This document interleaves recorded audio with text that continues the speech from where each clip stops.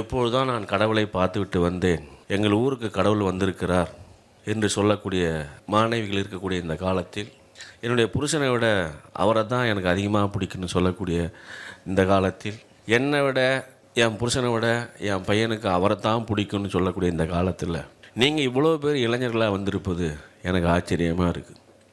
அதற்காக முதலில் உங்களுக்கு என்னுடைய வாழ்த்துக்களை நான் தெரிவித்துக் கொள்ள விரும்புகிறேன். நான் பேச போகிறது மறுமலர்ச்சிங்கிற ஒரு வார்த்தை. ஆங்கிலத்தில் ரெனைசான்ஸ்ன்னு சொல்லுவாங்க. உலகத்தில் எப்போது மறுமலர்ச்சி ஏற்பட்டுச்சு?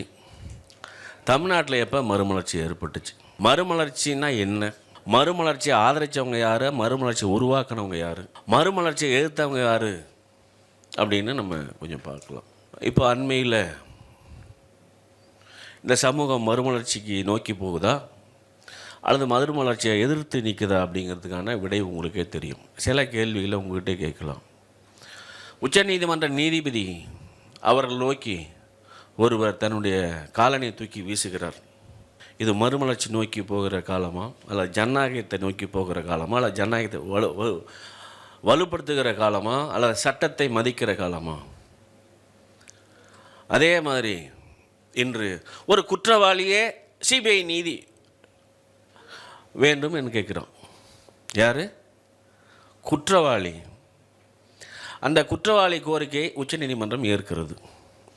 அங்கே நியமிக்கப்பட்ட ஒருத்தர் யார் அப்படின்னு கேட்டால், கோத்ரா ரயில் எரிப்பு சம்பவம் உங்களுக்கு தெரியும்னு நினைக்கிறேன்.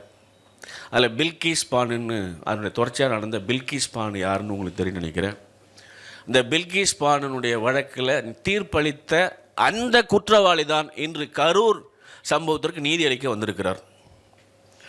முஸ்லீம் பெண் என்பதற்காக அவருடைய சகோதரனை, தந்தையை, அனைவரையும் கொன்று அந்த பெண்ணை 11 பேர் கூட்டு பாலியல் பலாத்காரம் செய்து அந்த பெண்ணினுடைய வயிற்றில் இருந்த ஒரு குழந்தையை கிழித்தெடுத்து அதை தரையில் அடித்து கொன்றவர்களை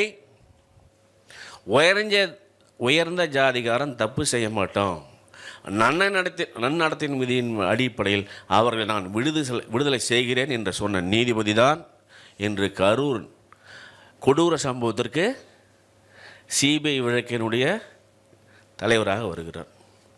அப்போது கரூர் வழக்கினுடைய நீதி எப்படி இருக்கும் என்பதை நீங்கள் முன்கூட்டியே தெரிந்து கொள்ள வேண்டும். அவர்கள் சட்டத்திற்கு ஆதரவானவர்களா, ஜனநாயகத்துக்கு ஆதரவானவர்களா, மக்களுக்கு ஆதரவானவர்களா அப்படின்னு நீங்கள் யோசித்தா, அவர்கள் மதத்திற்கு ஆதரவானவர்கள், மூட நம்பிக்கைக்கு எதிரானவர்கள், ஆதரவானவர்கள். அப்படிப்பட்ட இந்த காலத்தில் நான் மறுமலர்ச்சி பற்றி பேச வேண்டும்.